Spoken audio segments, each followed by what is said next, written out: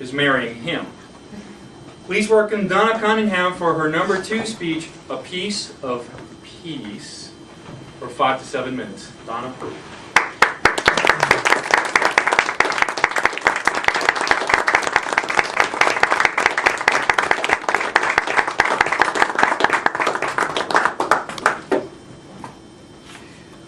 Okay. My speech is entitled today, My Piece of Peace.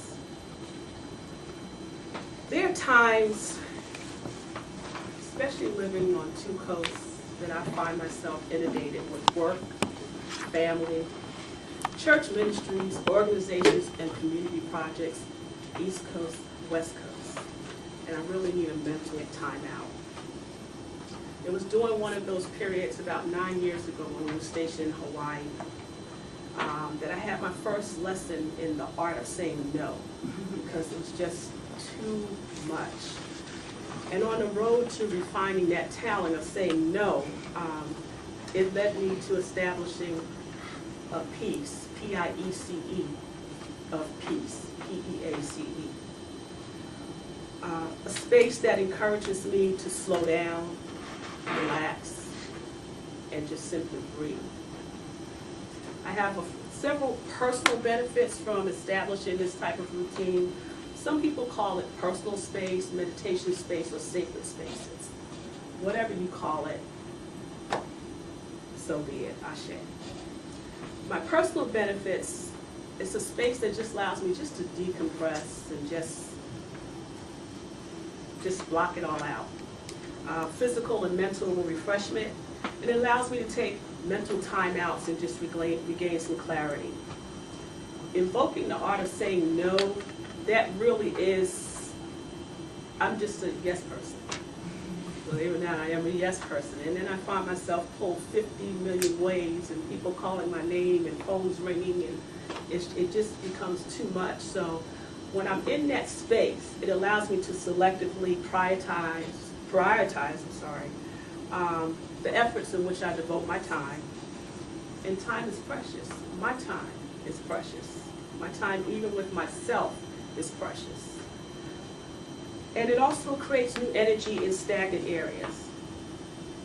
The beginning of the process, I started at home. I sprung something new on my husband. I started with our bedroom. I removed the television from our bedroom. We have no televisions in any bedrooms in our home. And after a few weeks, we both had to admit, this is really cool. It allows us to focus on each other. Enrich I knew that was coming. Enrich our communications, our lifestyle, and our non-vocational activities. Not to mention, we honestly do get a good night's sleep and wake up refreshed in the morning, because you don't have that outside noise at night, even though you set a time on your television, or wake up to ESPN Sports Channel, which I was glad to get rid of the television because of that. And this is our primary space. This is our sacred space. And we don't have anyone come in and invade. Visitors come to our house all the time. But that space, yes, that's our bedroom. The only outside visitors really is our daughter, and she's 24 now, so her visits are less frequent. And our godchildren. They sometimes like to come in the morning and let us know it's time to make breakfast. An additional validation I had about creating such spaces in our home was our daughter, who was then a teenager, and she was out visiting here in California with us, and this was her first time in her bedroom without a television. That first day didn't go so well. She sat in the family room. We have the additional televisions in our offices. She sat in the family room with the remote glued to her hand. Okay, that's what she wants to do. That's what she wants to do. Eventually, she got up off the sofa in the family room, went into her bedroom. I had put candle holders in there and candles and everything, and she was laying across her bed, just relaxing. The next day I said, do you want the television back in your room or anything? She's like, no, actually, I find this pretty cool. I could just kick back, I can relax, and it really is a distraction.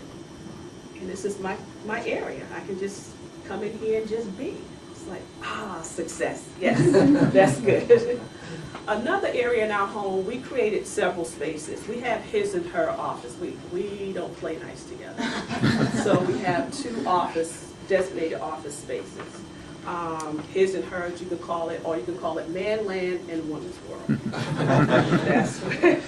And it's decorated to reflect the colors, the accessories, furniture is carefully selected that reflects our individual personalities and interests and hobbies. For those, I don't think there's anyone in the room that knows my husband, but black and gold means something to him, as well as Superman. So it sounds crazy, but it works for him. We have carefully selected each color and accessories, and in mine I have a Chase lounge where I can close off my computer hutch. The way the Chase is facing, I look out on an open field, can look up at the stars at night, and just, like I say, relax. In my office space here at MPS, I have a waterfall, I have artwork, strategically placed, because sometimes I just get that one phone call or email where my conversation and my emotions are contradicting. So I can turn and face the waterfall, turn and face a piece of artwork, and focus on this conversation, and let's get this over with. On travel, I carry this is my travel tea light holder. And I carry it just to create new energy in a stagnant hotel room. But I believe designating a select space as sacred space is not a decision to be taken lightly.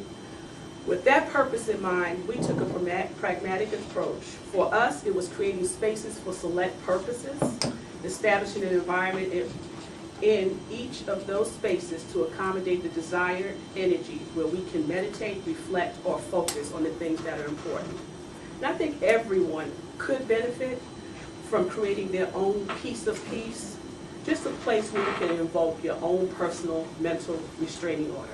Thank you. Thank you very much.